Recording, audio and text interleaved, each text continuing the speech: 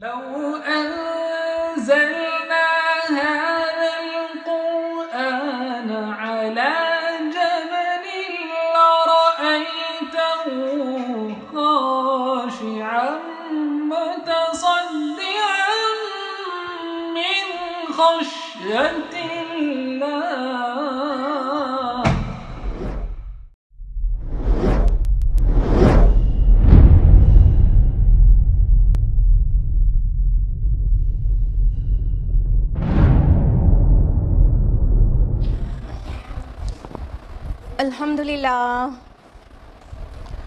الحمدللہ رب العالمین والصلاة والسلام علی رسولہ الکریم وعلی آلہ واصحابہ اجمعین، اما بعد، اعوذ باللہ من الشیطان الرجیم، بسم اللہ الرحمن الرحیم۔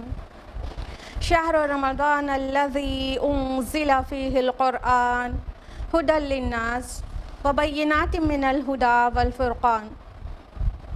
بسم اللہ الرحمن الرحیم۔ رب اشرح لی صدری ویسر لی امری واحلل عقدۃ من لسانی یفقہوا قولی۔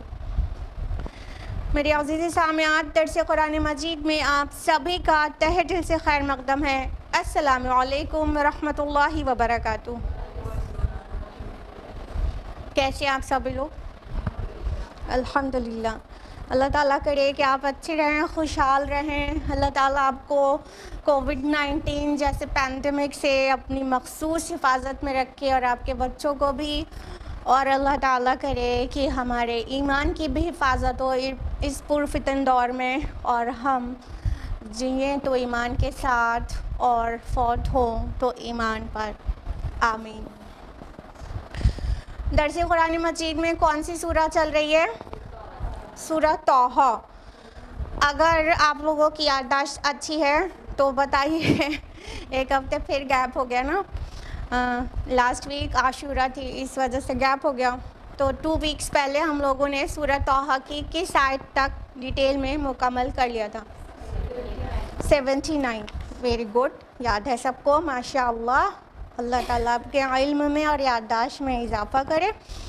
تو ہم لوگ کوئک ریویژن لیں گے لاسٹ 2 ویکس پہلے کا، اور وہ لاسٹ ٹائم جو ہم لوگوں نے جانا تھا وہ آیت نمبر 71 سے 79 جانا تھا، اس لیے سورہ طٰہٰ کی آیت نمبر 71 to 79 کا ایک بہت جلدی سے ریویژن کر لیتے ہیں۔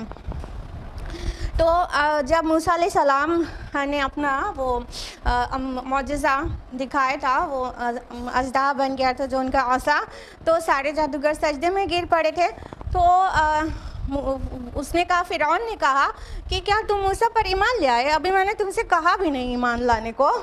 اور پھر اس نے ایک پولیٹیکل اپنی چال کھیلی، اور وہ کیا تھی کہ کہا اچھا یہی تمہارا گرو ہے، یہی تمہارا سب سے بڑا ہے، یہی سب سے بڑا جادوگر ہے، تم اس کے چیلے ہو۔ یہاں پہ دکھایا گیا ہے کہ مطلب مقابلہ ہوا، ورنہ تم اندر سے سب ملے ہوئے ہو، یہ کہہ کر باقی عوام کو گمراہ کیا، اور ان لوگوں کو، جادوگروں کو جو سجدے میں گر گئے تھے یعنی ایمان لے آئے تھے، ان کو کہا کہ تم کو میں چھوڑوں گا نہیں، اور تمہارے اپوزٹ لمز چاپ آف کرا دوں گا، اور تم کو کھجور کے تنے پر سولی دوں گا، اور پھر تب تمہیں معلوم ہو جائے گا کہ کس کا عذاب باقی رہنے والا ہے۔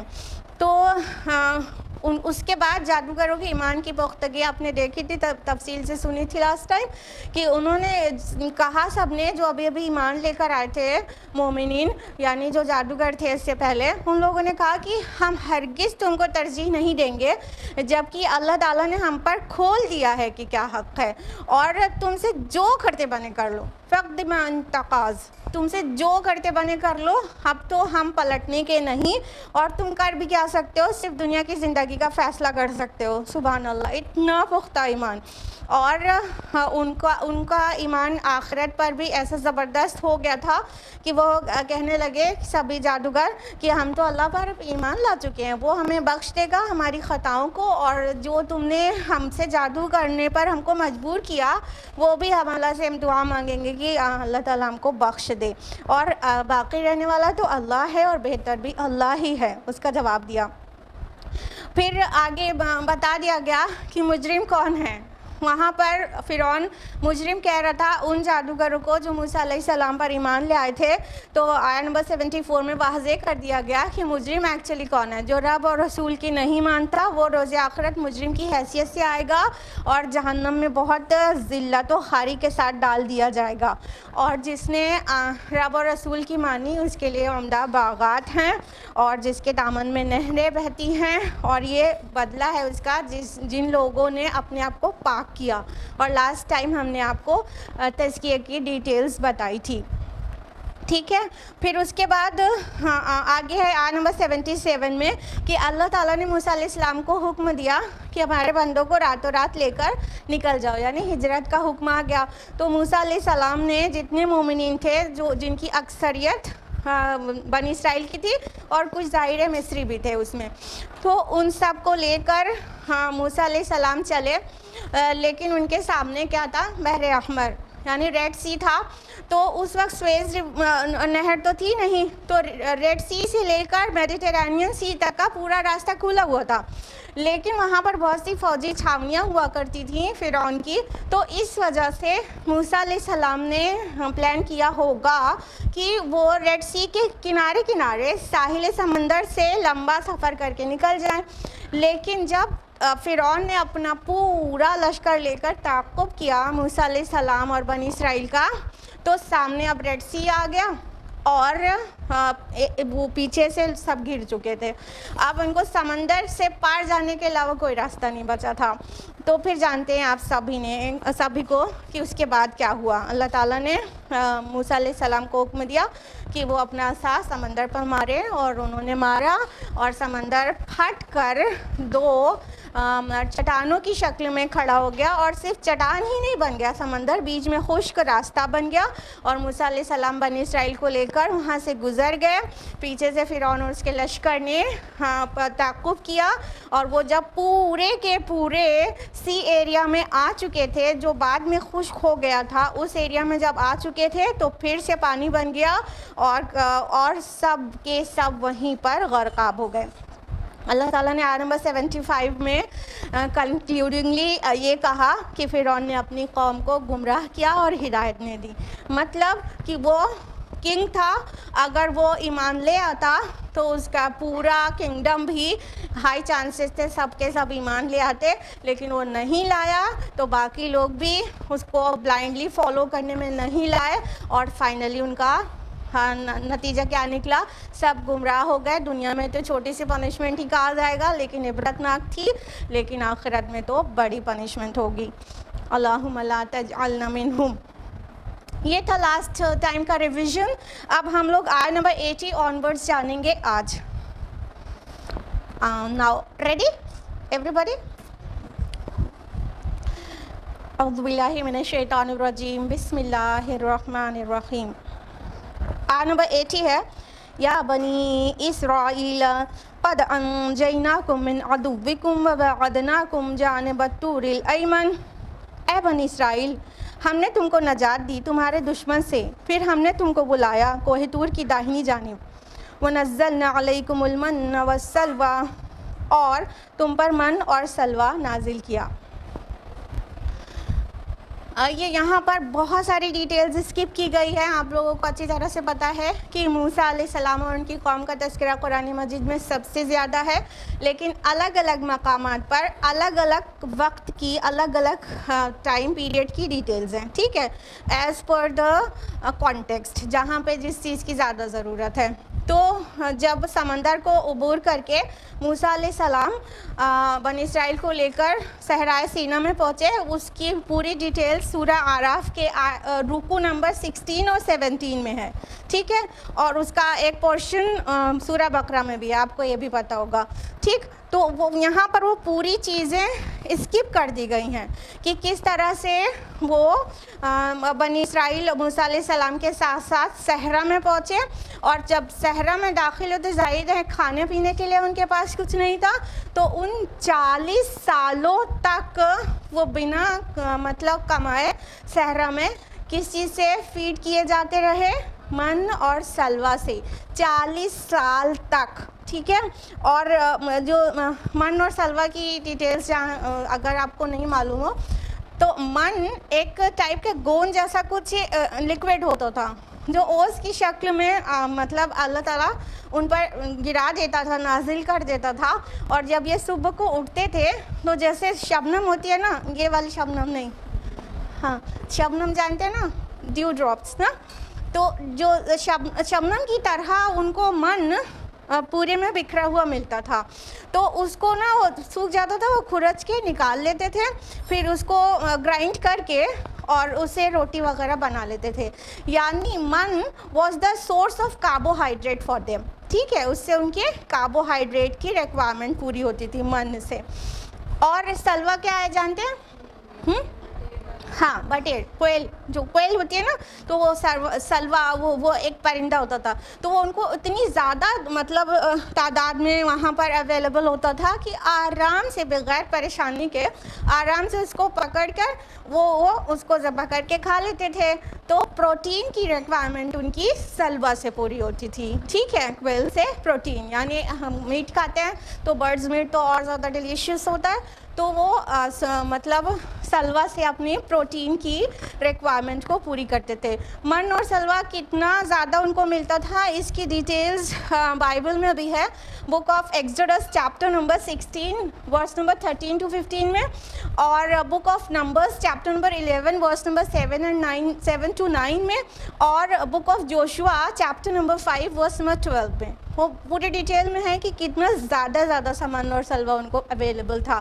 اور ایک دو سال کا نہیں، 40 سال تک اللہ تعالیٰ نے ان کو ایسے فری میں کھلایا ہے. فری میں ان دا سینس، ویسے تو سبھی کچھ اللہ تعالیٰ فری میں دیتا ہے، لیکن ہم لوگ کو ابھی کمانا پڑتا ہے. ہم لوگ کے ہسبینڈ کو بڑی محنت کرنی پڑتی ہے، تب جا کے ہم لوگ کاربوہائیڈریٹ اور پروٹین کھا پاتے ہیں. ان کو پورے کاربوہائیڈریٹ اور پروٹین بنا محنت کے کمائے صحرا میں اللہ تعالیٰ اویل کرا دیتا تھا. تو یہ پوری ڈیٹیلز یہاں پر اسکپ کر دی گئی ہے، اور یہاں پر جو ڈیٹیلز آ رہی ہے وہ صرف اس سے ریلیٹڈ آ رہی ہے کہ بنی اسرائیل کے اندر شرک کیسے داخل ہوا، یعنی گوشالہ پرستی ان کے اندر داخل کیسے ہوئی، اور بت پرستی ایکچولی سٹارٹ کیسے ہوتی ہے. اور جب سٹارٹ ہو جاتی ہے تو نبی کتنا بےتاب ہوتا ہے، کتنا پریشان ہوتا ہے، کتنا افسوس اور رنج میں ڈوب جاتا ہے. ٹھیک ہے، تو یہاں پر صرف اس سے ریلیٹڈ باتیں آگے آ رہی ہیں.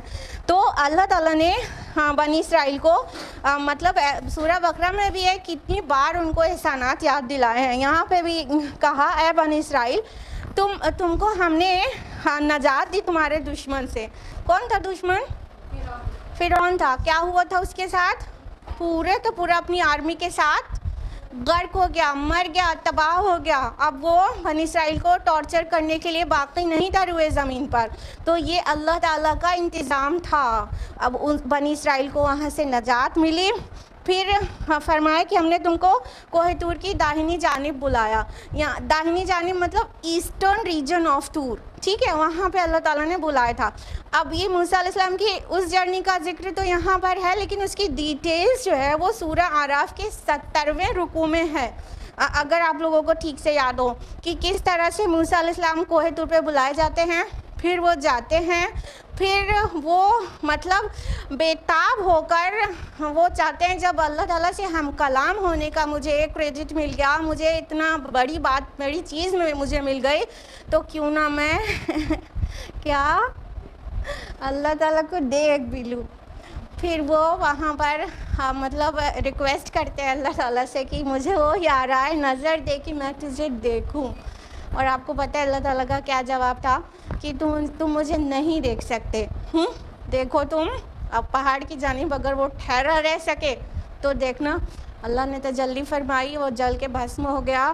پھر موسیٰ علیہ السلام کو جب بہت لمبے بے ہوشی کے بعد ہوش آیا تو انہوں نے خوب توبہ کی، اور وہ سمجھ گئے کہ ان کی آنکھوں میں وہ طاقت نہیں ہے کہ اس ذات کو دیکھ پائیں گے اس دنیا کی آنکھوں سے. تو یہ ساری چیزیں اسکپڈ ہیں یہاں پر اور ڈسکسڈ ہیں سورہ اعراف کے 17 رکوع میں. کلیئر؟ تو یہاں پہ کیا کہا جا رہا ہے کہ ہم نے تو تم کو نجات دی اور کوہ طور کی طرف بلایا، اور تم پر من اور سلوا نازل کیا. تو وہ من اور سلوا سے اپنا ان کی فوڈ کی ساری ریکوائرمنٹ پوری ہوتی تھی اور وہ آرام سے سروائیو کر رہے تھے صحرا میں بھی، ایک دم بڑے ڈیزرٹ میں جہاں پر نہ کھانے کی کوئی اور چیز تھی اور نہ ہی کمانے کے کوئی ذرائع۔ کلوا من طیبات ما رزقناکم ولا تدعوا فیہ، کھاؤ ان پاکیزہ چیزوں میں سے جو ہم نے تم کو عطا کی ہیں اور اس میں زیادتی نہ کرنا۔ فیحل علیکم غضبی، تو تم پر میرا غضب نازل ہوگا۔ ومن یحلل علیہ غضبی فقد ہوا، اور جس پر میرا غضب نازل ہو جائے تو گویا وہ پٹخ دیا گیا۔ اب اللہ سبحانہ تعالیٰ کیا فرما رہے ہیں کہ جو پاکیزہ چیزیں ہم نے، جو طیب چیزیں تمہیں پیور جو فوڈ یا پیور تھنگس جو دی ہیں وہ تم کھاؤ اور حد سے نہ گزرو، ولا تطغوا، طغیان نہ کرو، حد سے نہ گزرو۔ اب یہاں حد سے گزرنے سے کیا کیا مراد ہے؟ دیکھیے ان کو کیا دیا گیا تھا؟ من اور سلوہ کھانے کے لیے۔ حد سے گزرنے سے مراد یہاں پر یہ ہے کہ اللہ تعالیٰ ان کے لیے روز رزق کا انتظام کر دیتا تھا، لیکن ان میں سے کچھ لوگ ایسے بھی تھے کہ آج کھانا ہے کل کے لیے سینٹ کے رکھنا بھی ہے۔ مطلب اللہ آج رازق ہے تو کل نہیں رہے گا کیا؟ یہ حد سے گزرنا ہے۔ اور افسوس کے ساتھ آج انسانوں کی اکثریت بھی یہی کرتی ہے۔ ہم بہت ڈیپلی سوچتے ہیں کہ یہ جو لیڈرز ہمارے سب پورا عوام کا مال اتنا دفن کیے بیٹھے رہتے ہیں، تو ہم سوچتے ہیں، بہت سوچتے ہیں، لیکن ہم کو سمجھ نہیں آتا یہ گریڈ کیوں ہے ان کے ہوتی ہے لوگوں کے اندر، کہ انسان کو کیا چاہیے؟ اچھے سے اچھا کھانا، بہت زیادہ آرام، بہت لگژریس لائف، یہی سب چاہیے نا۔ یہ سب کچھ بھی مل جائے تو اس کے بعد اتنا رکھنے کا کیا مطلب ہوتا ہے؟ کیونکہ الٹیمیٹلی انسان مر جاتا ہے اور پورا چھوڑ کے چلا جاتا ہے۔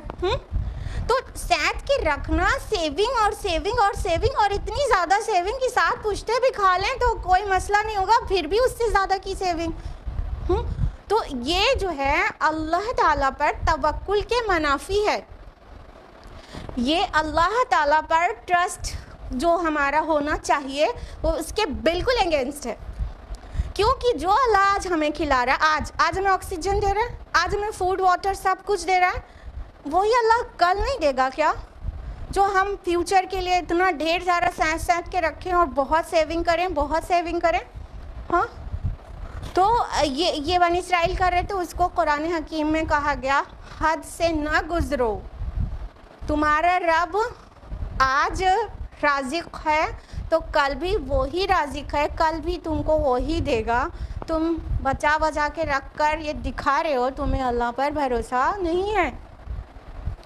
حد سے گزرنے کا ایک مطلب یہ بھی ہو سکتا ہے کہ ناقدری نہ کرو، یعنی ان کو فری میں کاربوہائیڈریٹ، پروٹین سب کچھ مل رہا تھا من اور سلوہ کی شکل میں، لیکن کچھ ہی دن کے بعد ان کا ڈرامہ شروع ہو گیا۔ کیا بتائیے؟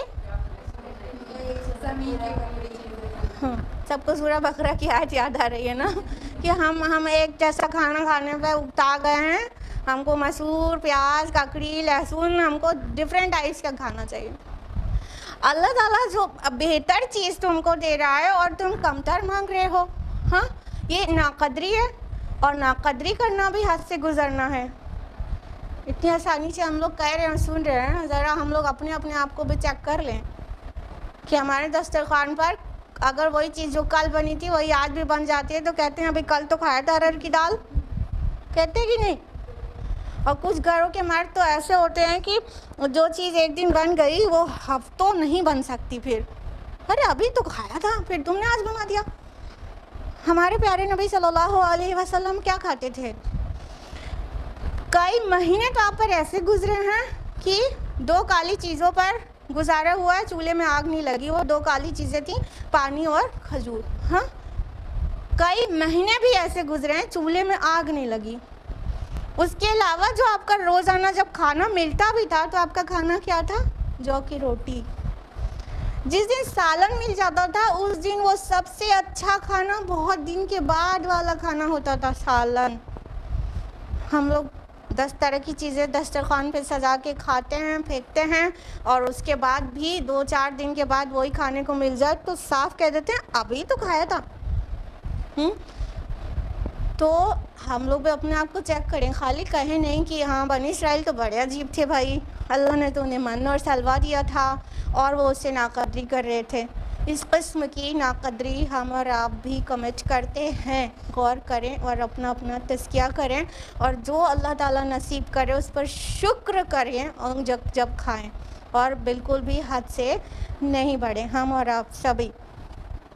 تو اللہ تعالیٰ اس حد سے بڑھنے کے متعلق کہہ رہا ہے کہ اگر تم نے ایسا کیا تو تم پر میرا غضب نازل ہو جائے گا، اور جس پر میرا غضب نازل ہو جائے تو وہ تو پٹخ دیا گیا۔ فقد ہوا کیا ہوتا ہے؟ ہوا بہت اونچائی سے گر کر کوئی ایک دم بری طرح سے ہلاک ہو جائے اور اس کے بچنے کی کوئی گنجائش نہ ہو، اس کو ہوا کہتے ہیں، ٹھیک ہے؟ تو اللہ تعالیٰ فرما رہے ہیں کہ میرے غضب کو مت بھڑکاؤ، حد سے نہ بڑھو، حد سے بڑھو گے تو میرے غضب کو بھڑکاؤ گے، اور جس پر میرا غضب نازل ہو گیا، جو مغضوب ہو گیا، تو وہ اس نے اپنے آپ کو اس بری طرح سے ہلاک کیا کہ اس کا بچنے کا کوئی چانس نہیں۔ مطلب ایک گرنا ہوتا ہے کہ ایک فلور سے گر گئے، فرسٹ فلور سے گر گئے گراؤنڈ فلور پر، ہاں تو ہو سکتا ہے پیر ٹوٹ جائے، جان بچ جائے۔ اور ایک گرنا ہوتا ہے بہت اونچے پہاڑ کے اوپر سے گرنا، یا تو مان لو پلین کریش ہو جانا، اس میں کوئی گنجائش ہے بچنے کی، اس والے گرنے کو ہوا کہتے ہیں جس میں ہلاکت طے ہو۔ تو اللہ تعالیٰ فرما رہے ہیں کہ اگر تم میرا غضب بھڑکاؤ گے اور میرا غضب مول لے لو گے، جو کہ کس وجہ سے ہے؟ حد سے بڑھنے سے۔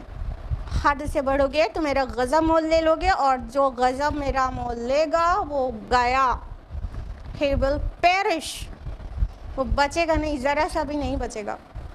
اللہم لا تجعلنا منہم۔ اللہ تعالیٰ ہم سب کو شکرانے نعمت کی توفیق دے اور کفرانے نعمت سے بچائے، اللہ رب العالمین۔ آیت نمبر 82 میں فرمایا وَإِنِّي لَغَفَّارٌ لِمَن تَابَ وَآمَنَ وَعَمِلَ صَالِحًا ثُمَّ اهْتَدَىٰ، اور میں تو یقیناً بہت ہی معاف کرنے والا ہوں ہر اس شخص کے جس نے توبہ کی، ایمان لایا، نیک عمل کیے اور پھر سیدھی راہ پر چلتا رہا۔ ہاں ابھی اتنی ڈراؤنی بات سن کے اگر کبھی ہونے لگی تو اللہ تعالیٰ نے فوراً آپ کو تھامنے کے لیے اپنی شان غفاری کی خبر سنا دی کہ اللہ تعالیٰ غفار ہے، خالی ناراض ہو کے اس کو مطلب پٹخ کر نہیں رکھ دیتا، اللہ تعالیٰ معاف بھی بہت کرتا ہے۔ اور تم کتنا بھی چاہو کہ ہم سے گناہ نہ ہو، کچھ نہ کچھ تو تم کرو گے ہی، اور تھوڑا کرو گے، زیادہ کرو گے، بہت زیادہ کرو گے، تو بھی اس کے مقابلے میں کیا آیا؟ غفار ورڈ آیا ہے۔ دیکھیں امام رازی رحمہ اللہ نے اپنی تفسیر کبیر میں 3 لیولز کے جرم کو وہ مطلب جرم کے یا کہنا چاہیے مجرم کے 3 لیولز بتائے ہیں، ایک ظالم، دوسرا ظلم، تیسرا ظلام، ٹھیک ہے؟ تو اللہ تعالیٰ نے بھی تینوں ڈگری کی اپنی شان غفاری بیان کی ہے۔ غافر ورڈ از آلسو دیر ان قرآن، غفور از دیر اینڈ غفار از دیر، یعنی جو بہت زیادہ ایکسٹریملی سنر ہوگا اس کے مقابلے میں غفار ورڈ آئے گا کہ اللہ تعالیٰ بھی ایکسٹریملی مرسیفل ایکسٹریملی فارگیونگ ہے۔ تم گناہ گار ہو، اللہ غافر ہے، تم بہت زیادہ گناہ گار، بہت زیادہ ظالم ہو تو اللہ غفور ہے، تم سب سے زیادہ بہت ہی زیادہ ایکسٹریملی تم سنر ہو، بہت بڑے والے گناہ گار ہو تو اللہ غفار ہے، بہت بڑے بڑے گناہ کو بھی معاف کر دینے والا ہے۔ کتنی ہوپس پیدا ہو جاتی ہے، اور اگر یہ ہوپس نہ ہو تو ہم لوگ نیگیٹو فیلنگ کی وجہ سے ہی ہلاک ہو جائیں، ڈر کے کبھی مایوسی سے، اور امید جہاں پر نہ ہو تو ہلاک ہو جائیں۔ تو ہمارا اللہ کتنی محبت کرتا ہے ہم سے کہ اگر اپنے غضب سے ڈرا رہا ہے تو فوراً امید دلایا کہ ایسا نہ سمجھنا کہ میرا غضب ہی سب سے زیادہ خطرناک ہے. نہیں نہیں، تم بہت زیادہ بھی گناہ گار ہو تب ڈپریس مت ہو، ڈپریس مت ہو. اللہ تعالیٰ بھی غفار ہے، اور یہاں پہ یہ ورڈ ہے غفار، ایکسٹریملی فارگیونگ، بہت زیادہ معاف کرنے والا. تو سورہ زمر سورہ نمبر 39 آیت نمبر 53 ہے نا کہ لا تقنطوا من رحمت اللہ، کہ اللہ کی رحمت سے مایوس نہ ہونا. ان اللہ یغفر الذنوب جمیعا، اللہ تعالیٰ کل کے کل گناہ معاف فرما دیتا ہے. تو اللہ تعالیٰ اتنے پیار سے کہتے ہیں نا، کہہ دیجئے میرے بندوں سے، میرے بندوں سے کہہ دیجئے کہ اللہ کی رحمت سے مایوس نہ ہو، اللہ کل کے کل گناہ معاف کر دیتا ہے. یعنی اگر کسی نے 200 مرڈر بھی کیے ہوں مطلب تو بھی وہ مایوس نہ ہو، بس ایک دم سنسر ریپینٹنس کرے، اللہ تعالیٰ معاف کر دیں گے. ٹھیک ہے، تو یہاں پر جو مغفرت کے جو 4 شرائط ہیں وہ پوری ایک ساتھ یہاں پر جمع ہیں. دیکھیے وَإِنِّي لَغَفَّارٌ، یعنی پہلے استغفار کرنا ہوگا. لمن تابہ، مطلب اللہ تعالیٰ غفور ہے اس کے لیے جو توبہ کرتا ہے، تو پہلے توبہ کرنا پڑے گا. وَآمَنَ، اور ایمان لانا ہوگا. وَعَمَلَ صَالِحًا، اور عمل صالح کرنا ہوگا. ثُمَّ اهْتَدَىٰ، اور ہدایت پہ جم جانا ہوگا. ٹھیک ہے، اہتدا صرف ہدایت پانے کو نہیں کہتے، ہدایت پر ثابت قدم رہنے، اس پر جم جانے کو بھی کہتے ہیں. ٹھیک، تو سب سے پہلے کیا ہے، توبہ کرنا ہوگا، اپنے ایمان کو رینیو کرنا ہوگا، اعمال صالحات سے سجانا ہوگا اپنے ایمان کو، اور ساتھ میں وہ راہ ہدایت پر استقامت اختیار کرنی ہوگی. یہ چاروں چیز کرنی ہوگی. تو یہ چاروں چیز جو کرے گا تو پھر اس کا الٹیمیٹلی وہ نجات پا جائے گا. تو اللہ تعالیٰ تو غفور ہے. توبہ ہم سے اور آپ سے کسی غلطی نہیں ہوتی، روز روز اور روز روز ہی نہیں، دن میں کئی بار توبہ کیا کریں. اور ایمان لانے کا مطلب یہ نہیں ہوتا تو بچپن ہی میں لا چکے ہو، تو امی ابو نے سکھا دیا تھا اشہد ان لا الہ الا اللہ و اشہد ان محمد رسول اللہ، یہ تو بچپن سے نہیں. ہم کو اپنے ایمان کو آلویز رینیو کرتے رہنا چاہیے.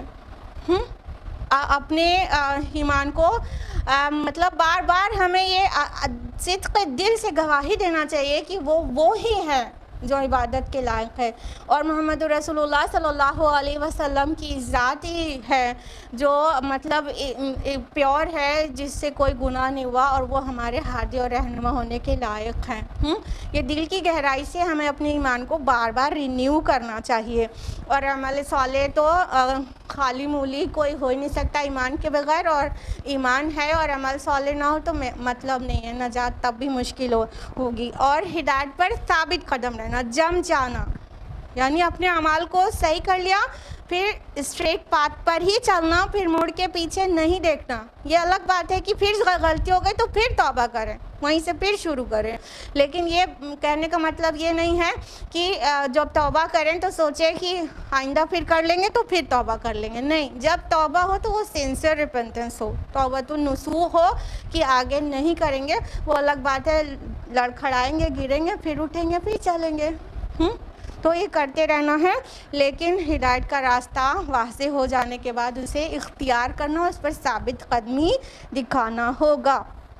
آیت نمبر 83 میں اللہ تعالیٰ نے فرمایا وَمَا أَعْجَلَكَ عَنْ قَوْمِكَ يَا مُوسَىٰ، اور اے موسیٰ یہ تمہیں کس چیز نے جلدی پر آمادہ کیا اپنی قوم کو چھوڑ کر؟ کیا جلدی کیا تھا انہوں نے؟ ہاں سب کو معلوم ہے ماشاءاللہ. اچھا سب لوگ تو بولے نہیں، لیکن امید کرتے ہیں کہ آپ لوگ کو بھی معلوم ہے نا. ابھی ہم نے کانٹیکسٹ بھی بتایا تھا کہ یہاں پہ کون سے کانٹیکسٹ میں بات ہونے جا رہی ہے، رائٹ.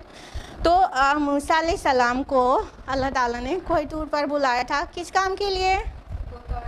تورات عطا کرنے کے لیے. ٹھیک ہے، تو وہ سب اپنی پوری مطلب اپنی قوم کے ساتھ تھے. تو اب ان سے اللہ تعالیٰ سے کلام اس سے پہلے بھی ہو چکا تھا، وہ والی جرنی جو اس سے پہلے بیان ہوئی تھی. تو اللہ تعالیٰ سے کلام کی جو لذت ان کو مل چکی تھی، جب دوسری اپارچونیٹی ملی کہ پھر کوئی دور پر آؤ اللہ تعالیٰ کا کلام کریں گے، تو ایسا مطلب شوق اور اشتیاق میں قوم کو پیچھے رہ جانے دیا اور بہت تیز رفتاری کے ساتھ اپوائنٹڈ ٹائم سے پہلے پہنچ گئے. صرف مطلب بہت زیادہ شوق میں اپنے رب سے باتیں کرنے کے لیے بے قرار تھے تو وہاں جلدی پہنچ گئے. لیکن کیا ہے کہ جو تعجیل ہے وہ مطلب نبیوں کے لیے مناسب نہیں ہے. Rushing is not good for profits. آپ لوگ کو اگر یاد ہو سورہ مریم ہم نے تفصیل سے آپ کو بتایا تھا، سورہ مریم کے آیت نمبر 64 میں اور آیت نمبر 84 میں رسول اللہ صلی اللہ علیہ وسلم کو جلدی بازی کرنے سے روکا گیا تھا. یعنی آپ صلی اللہ علیہ وسلم بھی چاہتے تھے جلدی جلدی وحی آ جائے، تو آپ کو روکا گیا کہ آپ وحی میں جلدی نہ مچائیں. فرشتے کی زبانی کہلایا گیا کہ ہم تو اپنے رب کے حکم سے ہی نازل ہوتے ہیں. ہاں، اور آیت نمبر 84 میں فلا تعجل علیہم کہا گیا سورہ مریم کی کہ ان پر عذاب کے لیے جلدی نہ مچائیں. تو رسولوں کے لیے رشنگ جو ہے، عجلت جو ہے، یہ مناسب چیز نہیں ہے. عام طور پہ ایسا محسوس ہوتا ہے کہ کسی جگہ پہنچنا ہے ٹائم سے پہلے پہنچ جائے تو بہت اچھا کام کیا. نہیں نا، بولتے ہیں اگر 2:30 بجے پہنچنا ہے تو جیسے آپ لوگ 2:30 بجے درس میں آتے ہیں تو ہم لوگ ان لوگ کو ہمیشہ ہی عزت اور زیادہ محبت کی نظر سے دیکھتے ہیں جو ہمیشہ 2:30 سے پہلے آ جاتے ہیں. تو عام حالات میں تو ایسا معلوم ہوتا ہے کہ ٹائم سے پہلے پہنچ جانا ہے پازیٹیو مطلب وہ ہے کیریکٹرسٹک ہے کسی کی. لیکن رسولوں کے لیے ہر ایک چیز اتنی نپی تلی ہوتی ہے کہ ان کو مطلب عجلت سے کام لینا کے لیے بھی منع کیا گیا ہے. تو وہ موسیٰ علیہ السلام کا نے تو یہ سوچا تھا کہ ہم جلدی چلے جائیں اور اپنے رب سے کہیں کہ تو میرا شوق دیکھ، میرا اشتیاق دیکھ اور میں آپ سے مطلب آپ سے ملنے کے لیے جلدی سے آ گیا. مگر کیا ہوا، وہاں پہ ایکسپلینیشن کال پڑ گئی. وہاں انہوں نے سوچا تھا شاباشی ملے گی، وہاں ایکسپلینیشن مانگ لیا گیا کہ آپ جلدی کیوں آ گئے، کس چیز نے آپ کو جلدی پہ آمادہ کیا. شاید انہوں نے سوچا بھی نہیں ہوگا کہ مطلب اپریشیٹ کرنے کے بجائے ایکسپلینیشن دینا پڑ جائے گا مجھے. تو اللہ تعالیٰ نے کہا کہ اے موسیٰ، کس چیز نے تمہیں جلدی آنے پر آمادہ کر دیا اپنی قوم کو؟ تو انہوں نے جواب دیا وہی جو جس وجہ سے وہ جلدی گئے تھے. آیت نمبر 84 قَالَ هُمْ أُولَٰئِ عَلَىٰ أَثَرِي. موسیٰ علیہ السلام نے عرض کیا کہ بس وہ میرے پیچھے پیچھے ہی آ رہے ہیں. وَعَجِلْتُ إِلَيْكَ رَبِّ لِتَرْضَىٰ. اور اے پروردگار، میں نے تو تیری طرف آنے میں جلدی کی تاکہ تو راضی ہو جائے. کتنا پیارا جواب ہے ان کا. کہنے نہیں کون تمہارے پیچھے آ رہی ہے، بس میں تھوڑا جلدی آ گیا، وہ آ رہی ہے پیچھے، میں تو اس لیے آ گیا یا اللہ پاک کہ آپ راضی ہو جائیں، مطلب آپ خوش ہو جائیں کہ موسیٰ کو جب بلائے تو اس سے پہلے پہنچ گئے. موسیٰ اتنی تیز رفتاری سے آئے، جبکہ انہیں پورا فاسٹنگ بھی کرنی تھی نا. وہ 40 دن کے لیے جو بلایا گیا تھا، 40 راتوں کے لیے، وہ پورے میں روزہ تھے وہ. مگر ان کا شوق اور اشتیاق واقعتاً دیکھیے کہ وہ ٹائم سے پہلے پہنچ گئے. تو انہوں نے بولا کہ میں تو اس لیے آیا ہوں کہ اللہ پاک آپ راضی ہو جائیں، آپ خوش ہو جائیں، تو میں تو آپ کو خوش کرنے کے لیے آیا ہوں. یعنی وہ خود ہی اتنا چاہتے تھے ملنا اور امید کر رہے تھے کہ شاباشی بھی ملے گی، لیکن وہاں پہ سوال کر لیا گیا. آیت نمبر 85 قَالَ فَإِنَّا قَدْ فَتَنَّا قَوْمَكَ مِن بَعْدِكَ. اللہ نے فرمایا تو ہم نے تمہارے بعد تمہاری قوم کو فتنے میں ڈال دیا ہے. وَعَدَ اللَّهُمُ السَّامِرِيَّ. اور انہیں گمراہ کر دیا ہے سامری نے.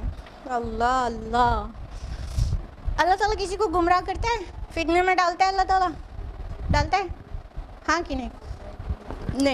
لیکن کئی باتیں اللہ تعالیٰ اپنی طرف منسوب کر لیتے ہیں. اللہ تعالیٰ یہاں فرما رہے کہ ہم نے تمہارے پیچھے تمہاری قوم کو فتنے میں ڈال دیا. اللہ تعالیٰ نے فتنے میں آج سچ نہیں ڈالا، لیکن جس طرح زہر کا خالق بھی اللہ تعالیٰ ہوتا ہے، زہر کا، ٹھیک، اور جس طرح جو بھی ایولز ہے وہ بھی کوئی کمٹ کرتا ہے تو اللہ تعالیٰ کے اذن کے بعد ہی کمٹ کرتا ہے، ٹھیک ہے، کوئی سن یا واٹ ایور نیگیٹو نا. تو چونکہ اللہ تعالیٰ کے اذن، اس کے سینکشن کیے بغیر کوئی بھی چیز ہو نہیں سکتی، تو ایسی سبھی چیزیں اللہ تعالیٰ اپنی طرف بھی منسوب کر لیتا ہے کیونکہ اذن اسی نے دیا ہوتا ہے.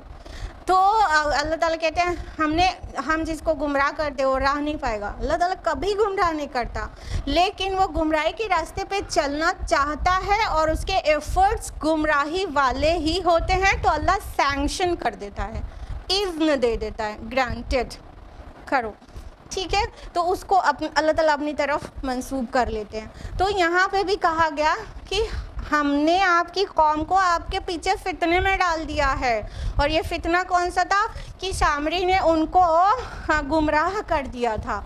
تو اب یہاں پہ پوائنٹ یہ ہے کہ موسیٰ علیہ السلام سے جو باس پرس ہو گئی تھی کہ آپ جلدی کیوں آ گئے, تو اٹ میں بھی پاسبل کہ اگر موسیٰ علیہ السلام اپنی قوم کے ساتھ ساتھ ہوتے تو ان کا تذکیہ کرتے رہتے, اور کوئی مطلب فتنہ کوئی کرنے کی کوشش کرتا رہتا تو اس کی کاٹ کر دیتے, اور نہ پڑتی ان کی قوم فتنے میں. تو وہ تو اب جلدی میں اللہ تعالیٰ سے بات کرنے اشتیاق میں جلدی آ گئے, ان کی قوم ان کے پیچھے ان کے بغیر رہ گئی, اور سامری نے ان لوگوں کو شرک میں مبتلا کر دیا. تو اس وجہ سے ایکسپلینیشن کال پڑ گئی موسیٰ علیہ السلام کے اوپر کہ آپ جلدی کیوں آ گئے, یہاں آپ کو پتہ بھی ہے آپ کی قوم کے ساتھ آپ کے پیچھے کیا ہو رہا ہے. تو سامری کے متعلق آپ لوگ کیا جانتے ہیں؟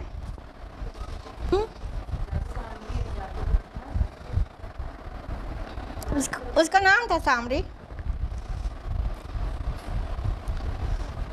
اچھا چلیے ہم خود ہی بتاتے ہیں. دیکھیے سامری مطلب کچھ لوگ تو کہتے ہیں بنی اسرائیل میں سے تھا, کچھ لوگ کہتے ہیں کہ نہیں مصری میں سے تھا.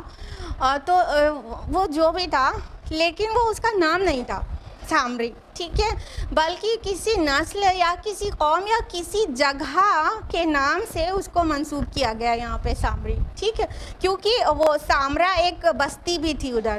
تو سامرا کے رہنے والے ہو سکتا ہے یہ جو سامری رہا یہاں پہ السامری مذکور ہے, اس کے دادا پر دادا یا کسی جنریشن پہلے یہاں پر آ کے ان لوگوں کے ساتھ رہنے سہنے لگے ہوں بنی اسرائیل کے ساتھ. تو وہ ان کا جو قبیلہ آگے بڑھا تو وہ سب کے سب سامری کہلاتے ہوں گے. اور یہاں پہ السامری آیا ہے نا, تو خاص سامری, تو اس کا مطلب یہ ہوا کہ اس میں اور بھی سامری ہوتے تھے, یعنی یہ انسان کا نام نہیں ہے, ٹھیک ہے, اس کا مطلب پراپر ناؤن نہیں ہے, یہ کسی جگہ یا کسی وہ قبیلہ یا کسی نسل کی نسبت سے اس کو کہا گیا ہے سامری. تو اس نام کے اور بھی لوگ, اس نام کے ان دا سینس اس پہچان کے اور لوگ بھی ہوں گے وہاں پر, اس لیے یہاں الف لام کے ساتھ آیا ہے السامری, یعنی اس پرٹیکولر سامری نے, اس ایک سامری نے, جس کے خاص سامری نے ایسا کر دیا. تو اصل میں یہ جو سامری تھا, نام تو آیا نہیں ہے اس میں, تو اس کو سامری ہی کہنا ہوگا. تو یہ جو سامری تھا وہ جو ہے موسیٰ علیہ السلام سے بغض رکھتا تھا. جیسے آپ لوگوں کو سیرت رسول صلی اللہ علیہ وسلم پتہ ہے, جیسا کہ درس قرآن کے بعد درس سیرت آپ سنتے ہی چلے جاتے ہیں ہر ہفتے, اور ماشاءاللہ آپ میں سے اکثر لوگوں کو تفصیلات ہر وقت معلوم بھی ہے, یاد بھی رہتی ہے. تو جو ابو عامر راہب کا جو رول تھا, وہ رسول اللہ صلی اللہ علیہ وسلم سے بغض رکھتا تھا, اس کے اندر گرج تھا رسول اللہ صلی اللہ علیہ وسلم سے. وہ ایک خزرجی تھا, اور پھر مطلب بعد میں وہ عیسائیت اختیار کر کے راہب بن گیا تھا, لیکن ہمارے پیارے نبی صلی اللہ علیہ وسلم سے اس کو بہت بغض تھا. تو یہ جو سامری کا کیریکٹر ہے وہ بہت سملر ہے ابو عامر راہب کے کیریکٹر سے, جو موسیٰ علیہ السلام سے بغض رکھتا تھا. تو اس نے دیکھا کہ موقع بہت اچھا ہے کہ موسیٰ اپنی قوم کے ساتھ نہیں ہیں, تو ان پر اپنا گرج نکالو, یعنی کہ موسیٰ علیہ السلام توحید کی طرف بلا رہے ہیں اور اب ہم ان کی توحید کو خراب کریں. تو اس لیے مطلب سامری نے کچھ ایسا پلان کیا جو ابھی آگے آ رہا ہے کہ وہ سب شرک میں پڑ گئے. آیت نمبر 86 ہے, فرجع موسیٰ الی قومہ غضبان اسفا. تو لوٹے موسیٰ اپنی قوم کی طرف بہت غضبناک اور سخت رنجیدہ حالت میں. قال یا قوم الم یعدکم ربکم وعدا حسنا. انہوں نے کہا اے میری قوم کے لوگوں, کیا تم سے تمہارے رب نے اچھا وعدہ نہیں کیا تھا؟ افتعلی علیکم العہد. تو کیا یہ مدت تم پر بہت طویل ہو گئی؟ ام اردتم ان یحل علیکم غضب من ربکم فاخلفتم موعدی.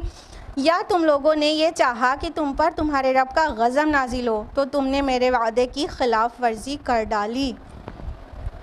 اب جب موسیٰ علیہ السلام کو پتہ چلا کہ ان کے پیچھے ان کی قوم اتنے بڑے فتنے شرک میں مبتلا ملوث ہو گئی ہے تو وہ بہت زیادہ غصہ ہوئے۔ دیکھیے ورڈ جو آیا ہے وہ غضبان آیا ہے، یہ ایکسٹریم کو شو کرتا ہے۔ جیسے رحمان ہے، رحمان کے وزن پر غضبان ہے، یعنی رحمان مطلب ایکسٹریملی مرسیفل، تو غضبان کا مطلب ایکسٹریملی اینگری، بہت زیادہ غصہ، بہت زیادہ ناراض، ٹھیک ہے۔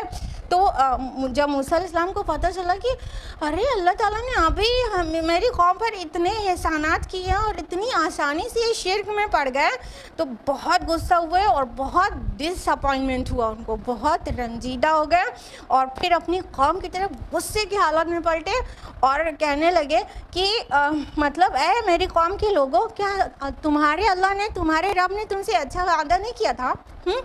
اور اس کا ٹرانسلیشن تم سے اچھے وعدے نہیں کیے تھے، یہ بھی ہو سکتا ہے، دونوں کا مطلب الگ الگ ہوگا، ٹھیک ہے۔ اچھا وعدہ اگر کہیں گے تو اس کا مطلب ہوگا کہ کیا تمہارے رب نے تمہاری ہدایت کے لیے تمہیں تورات دینے کا وعدہ نہیں کیا تھا جس کو میں لینے گیا تھا؟ یہ تمہاری گائیڈنس کے لیے تھی نا، جو تورات میں لینے گیا تھا وہ تو تمہارے گائیڈنس کے لیے تھی، تمہارے مطلب لائف کے کو کنڈکٹ کرنے کے کوڈز اس میں ہیں، تو تمہارے اللہ نے تو تمہارے لیے اتنا پیارا وعدہ کیا تھا، اور اگر کہیں گے کہ اچھے وعدے نہیں کیے تھے تو وہ اس سے پہلے کے سارے وعدے جو کہ فلفل ہو چکے وہ مانے جائیں گے، جیسے کہ اللہ تعالیٰ نے موسیٰ علیہ السلام کو بھیجا بنی اسرائیل کے درمیان، جب کہ وہ کتنا ہائیلی پرسیکیوٹڈ پیپل تھے فرعون سے۔ اللہ تعالیٰ نے موسیٰ علیہ السلام کو پوائنٹ کیا کہ وہاں سے فرعون کے پرسیکیوشن سے انہیں نکالیں، ریلیز کریں، اور اللہ تعالیٰ نے ان پر یہ احسان کیا، اچھا وعدہ جو کیا تھا وہ پورا کیا، پھر ان کو بنی اسرائیل کو وہاں سے ریلیز کرایا اور بنی اسرائیل کے دشمن کو غرقاب کیا، تو یہ سارے وعدے کیے تھے پورے کیے۔ پھر یہ صحرا میں آئے، صحرا میں کھانے پینے کے لیے نہیں تھا، ان کے لیے فوڈ کا پرومس ہوگا، فوڈ واٹر سب کچھ وہاں سپلائی کیا اللہ تعالیٰ نے، اور اوپر ابر کا سایہ نصیب کیا۔ یہ سارے جو کچھ بھی پرومسز تھے سب اللہ تعالیٰ نے فلفل کیے۔ یہ ابھی تم اتنی نعمتیں مطلب اویل کیے چلے جا رہے ہو، اور ابھی نیئر پاسٹ میں بہت بڑی رحمت اللہ تعالیٰ کی تم پر نازل ہو چکی ہے کہ تمہارا اتنا بڑا اینمی اس کو اللہ تعالیٰ نے کل کر دیا۔ تو کیا اللہ تعالیٰ نے جو وعدے کیے تھے تم نے اس کو سچا نہیں پایا، جو اتنی مطلب بلنڈر مسٹیک کر ڈالی؟ اور فرمایا افطال علیکم العہد، کیا تم پر مدت بہت زیادہ طویل ہو گئی؟ تو اگر پیچھے کے پرومسز کو سمجھیں گے تو مطلب یہ ہوگا ابھی زیادہ دن نہیں ہوا ان نعمتوں کا، کیا مدت اتنی طویل ہو گئی کہ تم بھول بھال گئے کہ اللہ تعالیٰ نے اتنے احسانات کیے تم پر؟ اور اگر یہ مطلب آگے والی نعمت کا وعدے کی بات سمجھیں گے، کون سا؟ تورات کا ملنا، تو تورات لینے 40 ڈیز کے لیے ہی تو گئے تھے نا، تو کیا یہ اتنا تمہارے اوپر مدت طویل ہو گئی کہ موسیٰ علیہ السلام تمہارے بیچ سے نکلے اور تم جو ہے وہ پڑ گئے شرک میں؟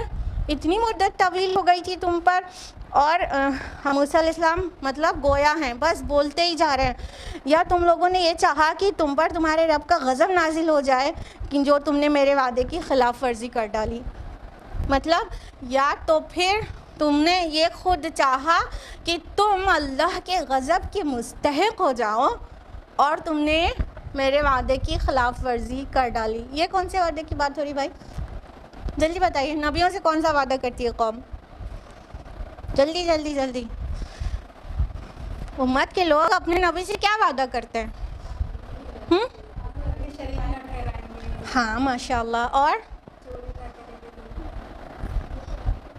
ہاں سمع و طاعت کے وعدہ کرتی ہے نا امت، تو جب امت کو کے بیچ نبی اپوائنٹ ہوتا ہے اور وہ لوگ ایمان لے آتے ہیں تو سب سے پہلے تو یہی وعدہ کرتے ہیں وہ اللہ کے ساتھ کسی کو شریک نہیں کریں گے، ہاں، اور ہم آپ کی اطاعت کریں گے۔ یہ ایک دم بیسک سا ہے پرومس جو کہ فلفل کرنا ہوتا ہے، اور یہ صرف نبی آئے اور دعوت دے اس کی امت اس کو زبان سے کہے ہاں ہم اس کا وعدہ کرتے ہیں، ایسا ضروری نہیں ہے۔ جبکہ ہم اپنے نبی سے 1400 سال سے زیادہ دور ہو چکے ہیں ٹائم کے اعتبار سے، لیکن جب ہم کہتے ہیں اشہد ان لا الہ الا اللہ و اشہد ان محمد رسول اللہ، تو یہ بھی ایک کمٹمنٹ ہے، پھر رب اور رسول کے جو بھی ایک کام ہے اسے ہمیں ماننا ہوگا۔ یہ کلمہ شہادہ اپنے آپ میں ہم سے کمٹمنٹ لیتا ہے۔ تو اللہ تعالیٰ کے رسول موسیٰ علیہ السلام کہہ رہے ہیں کہ جو تم نے یہ سب حرکت کر کے مجھ سے خلاف ورزی کر ڈالی، یعنی تم نے کون سا پرومس وائلیٹ کیا کہ تم نے کہا تھا آپ شرک نہیں کریں گے اور موسیٰ کی اطاعت کریں گے، اس کو وائلیٹ کر دیا۔ ہاں، بالکل غصے میں بھرے بولتے چلے جا رہے تھے، اور یقیناً مطلب یہ بات قابل تصور ہمارے اور آپ کے نہیں ہو سکتی کہ ایک نبی کی دعوت پر ایمان لائی قوم پھر سے شرک میں پلٹ جائے تو اس کو کتنا غصہ بھی آئے گا، کتنا ڈس اپوائنٹمنٹ ہوگا، اور وہ کتنا بےتاب، بے قرار اور سخت پریشان ہو جائے گا۔ یہ ہم اور آپ سمجھ نہیں کر سکتے۔ ہم لوگ چھوٹے چھوٹے سے داعی کسی کو دعوت دیتے رہتے ہیں، وہ حق پہ چلنے لگتے تو ہم لوگ کو کتنی خوشی ہوتی ہے، اور پھر اگر وہ کچھ دن حق پہ چلنے کے بعد پھر ادھر پلٹ جائے تو ہم لوگ کو کتنا رنج ہوتا ہے۔ یہ چھوٹے چھوٹے داعی، چھوٹا چھوٹا رنج، ٹھیک ہے۔ ایک داعی ہوتا ہے رسول، ہاں، کس ڈگری میں وہ دعوت دیتا ہے، مطلب وہ اتمام حجت تک کر دیتا ہے، ہاں، اور پھر اس کا جو آؤٹ کم آتا ہے، جو چند مٹھی بھر لوگ ایمان لے آتے ہیں ان میں سے بھی کوئی مرتد ہو جائے تو اسے کیسا لگے گا وہ تو رسول ہی جانے۔ اور ہمارے پیارے نبی صلی اللہ علیہ وسلم اپنے جو مخاطب اول تھے اہل مکہ کے لیے کتنا گھٹتے تھے کہ ان کے شرک پر، وہ ہمارے پیارے نبی ہی جان سکتے ہیں۔ ہم لوگ اندازہ بھی نہیں لگا سکتے کس درجے کی گھٹن ہوتی ہے۔ تو یہ جو سورہ ہے یہ مکی سورہ ہے، اور مشرکین مکہ کو بتایا جا رہا ہے کہ ہمارے رسول کو بھی، ہمارے آخری رسول کو بھی تم سخت پریشان کر رہے ہو اپنے شرک سے، کیونکہ موسیٰ کتنا پریشان ہوئے تھے اپنی قوم کے شرک سے، کس قدر پریشان ہوئے تھے تم دیکھو، یہی میرے نبی کے اوپر بیت رہی ہے اس وقت جو تم مان کے نہیں دے رہے ہو۔ قالوا ما اخلفنا موعدک بملکنا، انہوں نے جواب دیا کہ ہم نے آپ کے وعدے کی خلاف ورزی اپنی اختیار سے نہیں کی، ولكن حملنا اوزارا من زینۃ القوم فقذفناها فكذلك القى السامري، بلکہ ہم پر بوجھ تھا اس قوم کے زیورات کا تو ہم نے وہ پھینک دیے، اور اسی طرح سامری نے بھی کچھ پھینکا۔ تب قوم کا جو جسٹیفیکیشن تھا وہ کیا تھا؟ بنی اسرائیل نے کہا کہ نہیں ہم نے آپ کے وعدے کی خلاف ورزی نہیں کی، یعنی جو آپ کہہ رہے ہیں تم نے ہمارا میرے ساتھ کیا ہوا پرومس وائلیٹ کیا ہے، سماعت کا اور توحید کا، تو ہم نے اپنے من سے نہیں کیا، اپنی ول پر نہیں کیا، یعنی میجورٹی آف دا نیشن یہ کہہ رہی تھی کہ ہم نے اپنے ول سے نہیں کیا، بلکہ ہوا یہ تھا، پوری سچویشن بتائی ان لوگوں نے کہ ہوا یہ تھا کہ ہم پر قوم کا زیورات کا بوجھ تھا۔ اب اس پر مختلف مفسرین کے مختلف انٹرپریٹیشنز ہیں۔ ایک انٹرپریٹیشن تو یہ ہے کہ یہ بنی اسرائیل خود، ان کے مرد عورت اپنے لوکل کلچر کے اعتبار سے بہت بھاری بھاری زیور پہنے ہوئے تھے، ٹھیک ہے، اور ان کو مطلب صحرا میں موو کرنا رہتا تھا، تو اس اپنے زیورات کے بوجھ سے سخت پریشان تھے۔ تو سامری نے ان کو کہا کہ تم سارے زیور اتار دو، مطلب یہ ایک انٹرپریٹیشن ہے جو ہم آپ کو بتا رہے ہیں کہ سب لوگ اپنے اپنے زیور اتار دو اور اس کو پگھلا کر اس کے برکس بنا لیتے ہیں، جو کسی مطلب اینیمل پر ہم لوگ لاد دیں گے تو وہ ہمارے لیے آسان رہے گا اس کا لوڈ کیری کرنا، ٹھیک ہے۔ تو ایک انٹرپریٹیشن تو یہ ہے، ایک انٹرپریٹیشن یہ ہے کہ یہ بنی اسرائیل جو چونکہ مطلب کہیں نہ کہیں دین ابراہیمی پر تھے تو ان کے اندر امانت داری تھی، تو ان کے جو مصری لوگ تھے، قبطی لوگ، آل فرعون، تو اپنی امانتیں بنی اسرائیل کے پاس رکھتے تھے، ٹھیک ہے، امانتیں بنی اسرائیل کے پاس رکھتے تھے۔ جب راتوں رات بنی اسرائیل کو وہاں سے نکلنے کا حکم ہو گیا تو وہ ساری ان کی امانتیں جو کہ زیورات کی شکل میں تھیں وہ اپنے ساتھ لے گئے، ٹھیک۔ جب وہ اپنے ساتھ لے گئے اور ادھر فرعون اور آل فرعون غرق بھی ہو گئے تو ریٹرن کرنے کا بھی مطلب کوئی چانس نہیں تھا، تو ان کے اندر ایک گلٹی فیلنگ تھی کہ یہ دوسرے کی چیز ہے، یہ امانت ہے، یہ امانت ہے، تو اس گلٹ سے وہ بوجھ محسوس کر رہے تھے۔ تو مطلب تو کسی نے کہا کہ تم اتنا مطلب پریشان مت ہو، سارے زیور اتار کے پھینک دو، اس کو گلا دیا جاتا ہے، ٹھیک ہے۔ تو ایک انٹرپریٹیشن یہ ہے کہ وہ بنی اسرائیل کی امانتیں تھیں، اور ایک بہت بے تکا انٹرپریٹیشن یہ ہے کہ جو کہ افسوس کے ساتھ کہہ رہے ہیں کہ بائبل سے ٹیکن ہے، book of Exodus chapter number 87 verse number 35-36، وہاں پر مینشنڈ ہے کہ موسیٰ نے کہا، ایک رات پہلے موسیٰ نے کہا تم ان سے مصریوں سے جا کر ان کے برتن، ان کے سونا چاندی، ان کے زیورات لے آؤ، اور وہ اللہ نے، خداوند نے ان کے لیے یہ کام آسان کر دیا اور وہ لے آئے اور ان کو مصریوں نے دے دیا اور وہ لے کے راتوں رات بھاگ گئے۔ ایسا مطلب نبیوں کی کردار پر، ان کی قوم کے کردار پر ایسے بہتان بازی ہوئی ہے بائبل میں کہ مطلب افسوس ہوتا ہے کہ کیسے کوئی مطلب اپنے نبی کے نام ایسی چیزیں گڑھ سکتا ہے، اور اس سے زیادہ افسوس اس بات پر ہوتا ہے کہ جب اسرائیلی روایات اور بائبل کے جو انٹرپریٹیشنز ہیں اسی کو قرآن کی بھی تفسیر بنا کر پیش کر دیا جاتا ہے۔ تو وہاں پہ یہ کہا گیا تھا، ایک طرح سے یہ دھوکے کی بات، کہ موسیٰ علیہ السلام نے کہا کہ کل تو ہم لوگ بھاگ چلیں گے یہاں سے، تو آج ان لوگ سے بہت سارا مال لے لو اور ہم لوگ اس کو لے کے بھاگ چلیں گے کل، تو ان لوگ نے مال لے لیا تھا۔ تو ایک جو بائبل کی بیان ہے ایکسوڈس کا، وہ یہ ہے کہ ان لوگوں نے مطلب ان لوگوں سے، مصریوں سے لے لیا تھا مال، اس کا ان کے اوپر بوجھ تھا جس کو وہ اپنے سر سے اتارنا چاہتے تھے۔ تو یہ تینوں ہم نے آپ کو بتا دیے، آپ کو جو سب سے زیادہ قابل قبول لگے اسی کو مانیے گا، ٹھیک ہے۔ تو یہ وہ تھے زیورات وہ۔ تو پھر کہا گیا کہ تو سب نے پھینکا، ہم سب نے پھینک دیا، اور اسی طرح سامری نے بھی تھا جو اس کے پاس، اس نے بھی پھینکا۔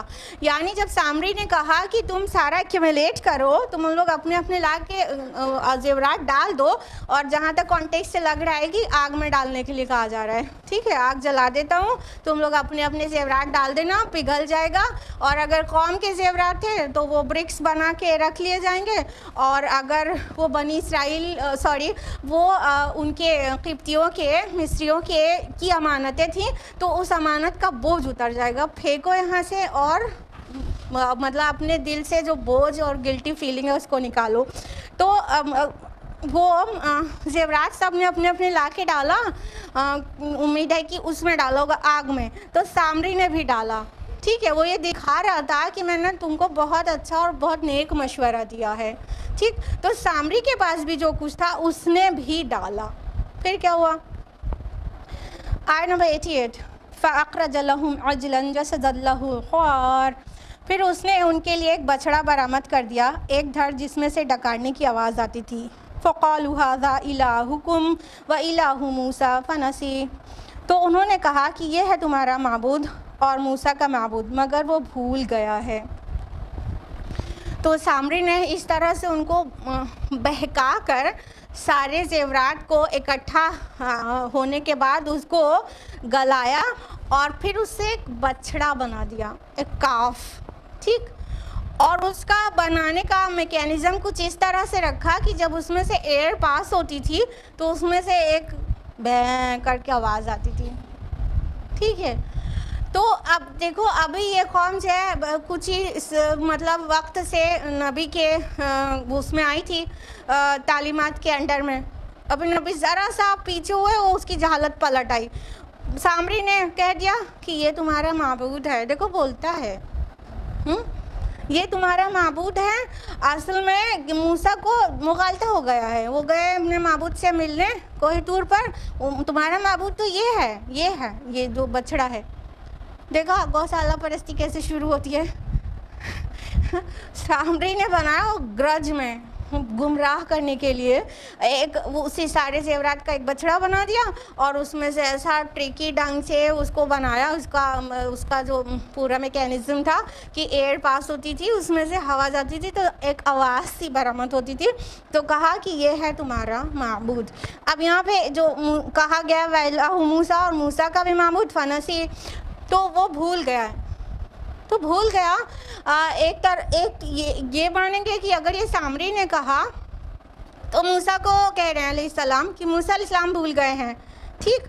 لیکن اس کو مطلب اللہ تعالیٰ کا ورڈ بھی مان سکتے ہیں کہ تمہارا رب ہے موسیٰ کا رب ہے. پھر اللہ تعالیٰ نے کہا وہ بھول گیا یعنی سامری بھول گیا.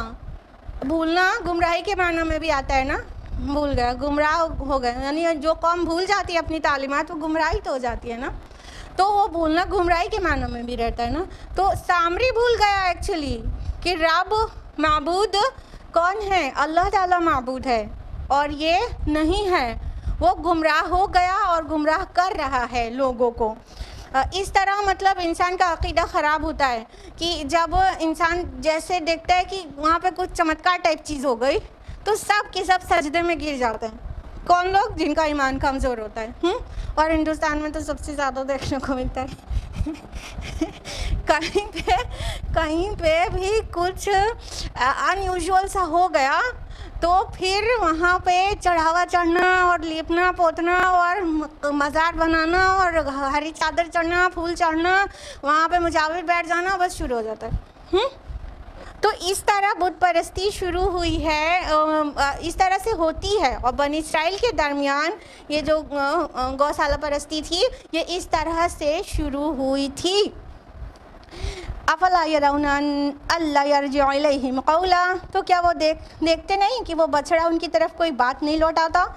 ولا یملک لہم ضرا ولا نفعا اور نہ ہی اسے ان کی کسی نقصان کا اختیار تھا اور نہ نفع کا. تو اللہ تعالیٰ نے کہا کہ یہ ایسے اندھے ہیں یہ دیکھتے نہیں ہیں کہ یہ ہدایت دیتا ہے ان کو. یہ ان کی بات سن کر دیتا ہے. یہ سنتا ہے کچھ اور مان کر دیتا ہے. ان کی پکار کو پہنچتا ہے. ان کی دعائیں پوری کرتا ہے. ہاں یہ مانتا ہے کچھ ریٹرن کرتا ہے ان کی طرف. یعنی جیسے جا کے کسی نے بولا کہ جو بچڑے کے سامنے کسی نے بولا کہ میں میڈیکل کی پریپریشن کروں کہ نہیں کروں تو اس سے جواب آیا ہے ہاں کرنا ہے.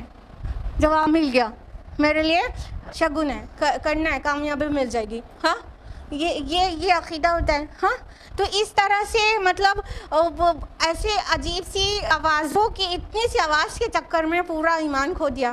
ہاں تو اس طرح اس ملک میں تو اور زیادہ یہ چیزیں ہوتی ہیں کہ بس کہیں سے کچھ ان یوزول ہوتا ہو نظر آ گیا. اب مورتی دودھ پی رہی ہے. اب دودھ پورے شہر کا ختم ہو جا رہا ہے اور وہیں جو ہے گڑیش میں جا رہا ہے اور سب کو بعد میں پتہ چل جاتا ہے کہ وہ کس طرح سے بیسمنٹ میں گیا اور وہاں سے کس طرح سے اس کی جو ہے کالا کاروبار ہو رہا ہے. تو کچھ نہ کچھ یہاں تو ہندوستان والے تو اور توہم پرست ہوتے ہیں. ذرا سے میں پھسل جاتے ہیں. تو ایسے ہی جہالت آ گئی تھی بنی اسرائیل کے اندر بھی. تو وہ اللہ تعالیٰ نے واضح کیا کہ دیکھو نہ تو تمہارا کوئی بھی تم کو رسپونڈ نہیں کرتا وہ کبھی بھی اور نہ ہی تمہارے نفع اور نقصان کا اختیار رکھتا ہے. یعنی یہ ساری جو صفات ہیں وہ تو اللہ تعالیٰ کی ہے نا. Allah respond to you any time اور تمہارے نفع اور نقصان کا پورا قبضہ اللہ کے ہاتھ میں ہے. اور یہ بچڑا تمہیں نہ نفع دے سکتا ہے نہ نقصان اور تم کو کبھی رسپونڈ نہیں کرتا. تو اس طرح سے یہ رکوع یہاں پر مکمل ہوتا ہے اور وقت بھی پورا ہو گیا. آج ہم لوگ یہیں رکیں گے، آیا نمبر 90 آنورڈز انشاءاللہ نیکسٹ ویک زندہ رہے. تو اللہ تعالیٰ سے دعا ہے کہ اللہ تعالیٰ ہم سبھی کو قرآن مجید پڑھنے، سمجھنے، غور و فکر کرنے، عمل کرنے اور دوسروں تک پہنچانے کی توفیق عطا فرمائے. آمین. وآخر دعوانا ان الحمدللہ رب العالمین. والسلام علیکم ورحمۃ اللہ وبرکاتہ.